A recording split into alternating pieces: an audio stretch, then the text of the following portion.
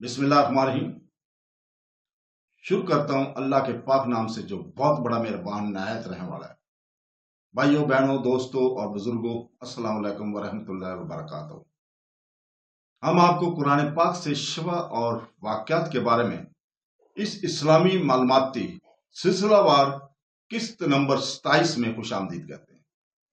اس video میں ہم بیان کریں گے کہ حضرت مریم علیہ السلام کی پیدائش کی قرآنی کہانی، عمران کے خاندان کی کہانی، خاص طور پر حضرت مریم کی پیدائش قرآن کی سب سے خوبصورت اور گہری داستانوں میں سے ایک ہے۔ یہ کہانی جو ایمان، لگن اور الہی مداخلت کو نمایاں کرتی ہے، نہ صرف حضرت مریم کی معجزانہ پیدائش پر روشنی ڈالتی ہے بلکہ اس کی غیر معمولی پرورش اور الہی منصوبے میں ان کے اہم کردار کو بھی روشنی ڈالتی ہے۔ عمران، ان کی اہلیہ اور ان کی بیٹی حضرت مریم کا بیان سورہ آل عمران میں شیئر کیا گیا ہے، جہاں ان کی زندگی ایک ایسے بچے کی پیدائش سے متعلق گہرے اور معجزاتی واقعہ سے جڑی ہوئی ہے جو اسلامی روایت میں سب سے زیادہ قابل احترام شخصیات میں سے ایک بن جائے گی۔ حضرت مریم علیہ السلام حضرت عیسیٰ علیہ السلام کی والدہ، جسے عیسائیت میں مریم عیسیٰ کی ماں کے نام سے جانا جاتا ہے۔ مریم بڑا متقی اور پرہیزگار آدمی تھا۔ عمران بہت بڑا متقی اور پرہیزگار آدمی تھا۔ ان کا تعلق ایک شریف اور متقی گھرانے سے تھا جس کی جڑیں بہت گہری تھی۔ عمران کی بیوی، جسے اکثر قرآن میں مریم کے ماں کہا جاتا ہے، ایک نیک اور مخلص خاتون تھی۔ اپنے حمل کے وقت اس نے بچے کے لیے پرجوش دعا کی تھی، اس امید کے ساتھ کہ ایک بیٹا پیدا ہوگا جو اللہ کی خدمت کرے گا۔ تاہم بچے کی پیدائش اس کے لیے آسان نہیں تھی۔ وہ ایک عرصے سے بچے کی خواہش کر رہی تھی۔ قرآن پاک بیان کرتا ہے کہ جب وہ حاملہ ہوئی تو انہوں نے اپنے پیدا ہونے والے بچے کو اللہ کی خدمت کے لیے وقف کرنے کی نظر مانی اور کہا، اے میرے رب، میں نے تیرے پاس گروی رکھا ہوا ہے جو میرے رحم میں ہے، تیری خدمت کے لیے تو میری طرف سے اسے قبول فرما، بے شک تو ہی سننے والا، جاننے والا ہے۔ یہ عہد ایمان کا ایک گہرا عمل تھا، جہاں ماں نے اپنے بچے کو اللہ کی خدمت کے لیے وقف کرنے کی خواہش کا اظہار کیا، اس یقین کے ساتھ کہ اللہ نے اس کے لیے جو بھی فیصلہ کیا وہ بہترین ہوگا۔ یہ عمل اللہ پر اس کے بھرپور بھروسے کی گہرائی اور اس کی سمجھ کو ظاہر کرتا ہے کہ ہر بچہ اس کی طرف سے ایک تحفہ ہے جس کا مقصد زندگی میں ایک عظیم مقصد کو پورا کرنا ہے۔ اس وقت عمران کی والدہ کے خیال تھا کہ بچہ لڑکا ہوگا، کیونکہ انہیں امید تھی کہ بیٹا اللہ کے گھر کی خدمت کر سکے، لیکن قسمت کے مطابق اس نے ایک لڑکی کو جنم دیا، مریم نامی بچی۔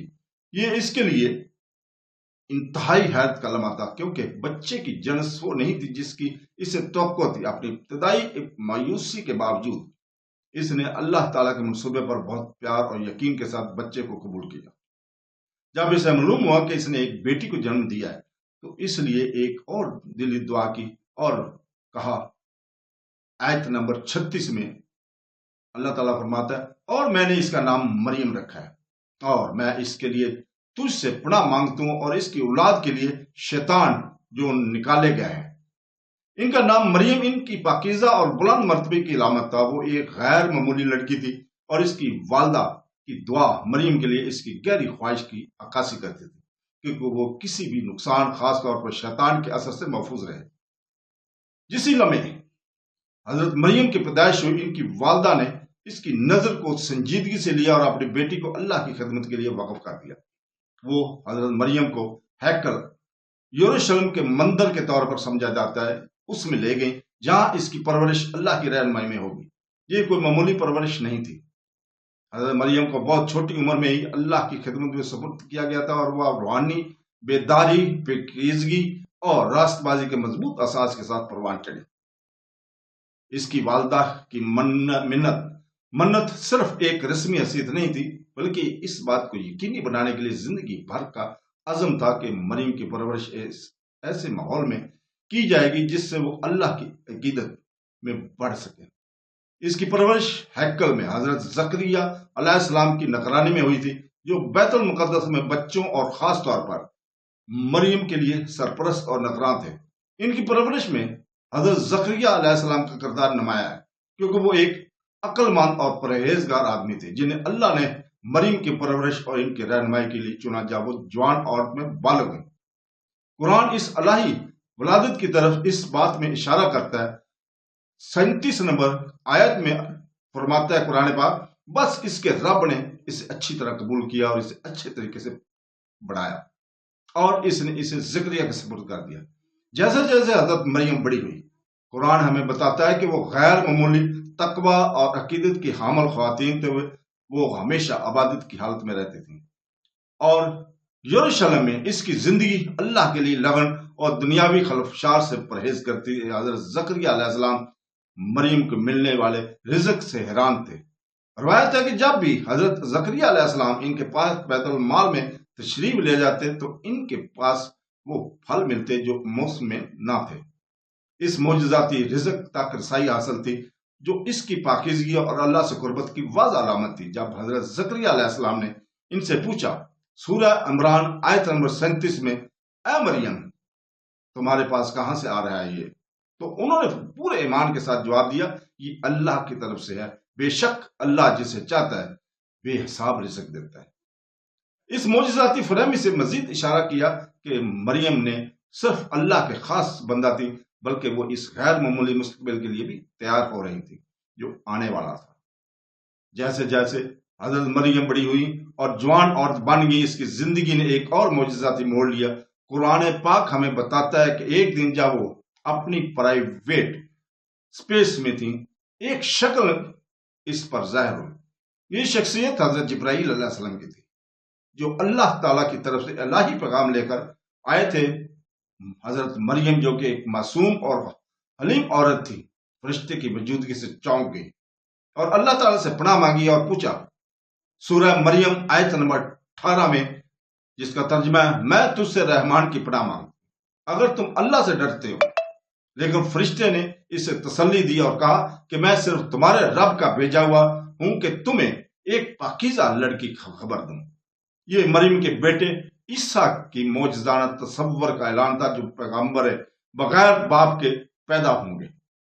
حضرت عیسیٰ علیہ السلام جیسس کرائسٹ کی ولادت اسلامی روایت میں ایک اور ناقابل یقین معجزہ ہے، اور ان کی والدہ کے طور پر حضرت مریم کا کردار، ان کی غیر معمولی کردار، پاکیزگی، عقیدت کا ثبوت ہے۔ اللہ نے اسے چن لیا اور اس کے ذریعے سے اس نے ایک ایسا نبی پیدا کیا جو پوری انسانیت کے لیے ایک طاقتور پیغام لے کر آئے گا۔ یہ لمحہ ان کی زندگی اور دنیا کی تاریخ میں ایک اہم موڑ کا نشان بنا، جبکہ حضرت مریم اللہ کے عظیم ترین پیغمبروں میں سے ایک حضرت عیسیٰ علیہ السلام کی ماں بنی۔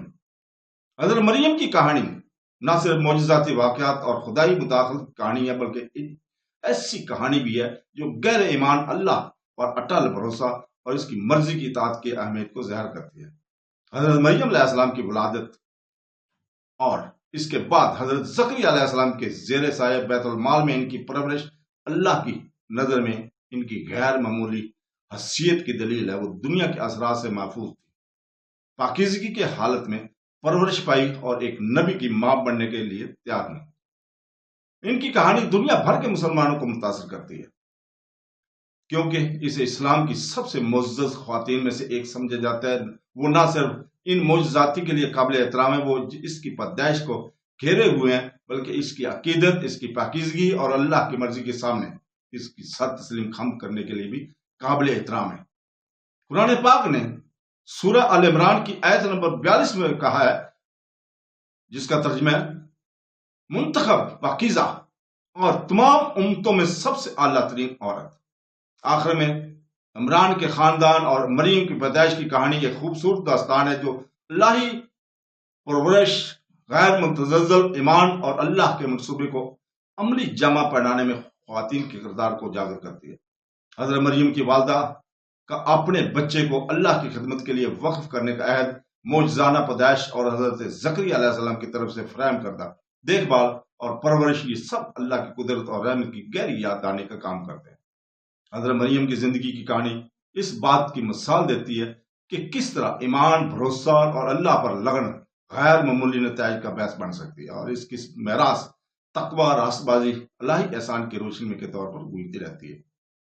تو دوستو، اس کے ساتھ ہی ہم کل تک کے لیے اجازت چاہتے ہیں، اور انشاءاللہ تعالی کل اسی وقت ہم آپ کے سامنے پیش ہوں گے اور نئی قسط کے ساتھ، اور دعا کرتے ہیں کہ وہ ہمیں اللہ تعالیٰ قرآن پاک اور حدیث کے احکام پر عمل کرنے کی توفیق عطا فرمائے۔ آمین ثم آمین۔ اللہ حافظ۔